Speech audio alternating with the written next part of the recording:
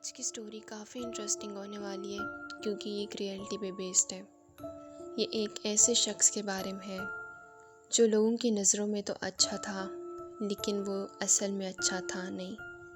उस शख्स का नाम है जॉन वेन गेसी, जो एक फ्रेंडली मैन था और उसका काम था यंग बच्चों को इंटरटेन करना। वो पार्टीज़ में जाया करता था पोगो द क्लाउन बनकर, और वहाँ पर वो पार्टी होस्ट किया करता था।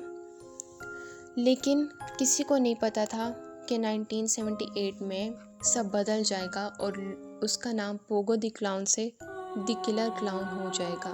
पहला वार्निंग साइन गेसी के बारे में 1964 में आया, जब पता लगा कि उसने 2 यंग बच्चों के साथ गलत काम करने की कोशिश की और उसे 18 महीने की जेल भी हुई।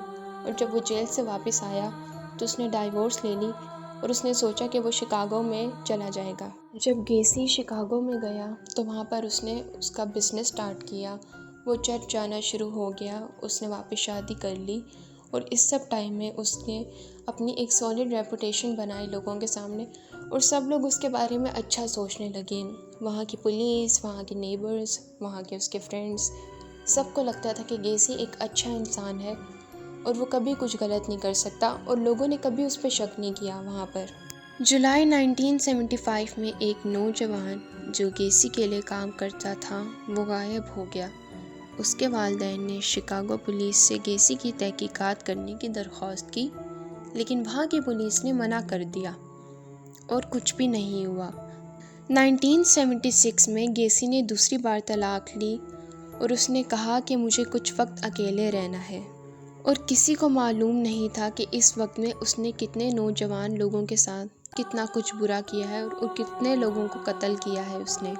लेकिन चंद सालों में ही उसने 33 लोगों का कत्ल किया, जिनमें से कुछ उसके घर में से लाशें मिली और कुछ कभी मिले ही नहीं। वो लोगों के सामने एक अच्छा आदमी बना हुआ था, इसलिए कभी किसी ने उस पर शक ही नहीं किया और वो हमेशा बचता गया। एक नौजवान आदमी 1977 में शिकागो पुलिस के पास मदद के लिए गया, ये दावा करते हुए कि उसे जॉन वेन गेसी ने अगवा किया और उसे मारने की कोशिश की।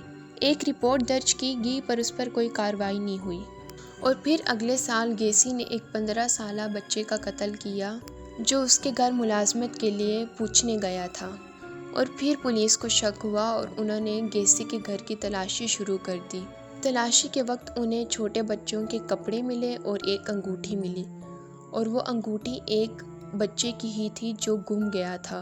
और फिर पुलिस को एक गवाह भी मिला जो कहता है कि जॉन वेन गेसी ने कहा था कि उसने 30 लोगों का खून किया है। जॉन वेन गेसी को गिरफ्तार कर लिया गया और उससे पूछताछ की गई, और जब उससे पूछा गया तो उसने कबूल किया कि हाँ, उसने 33 लोगों का खून किया।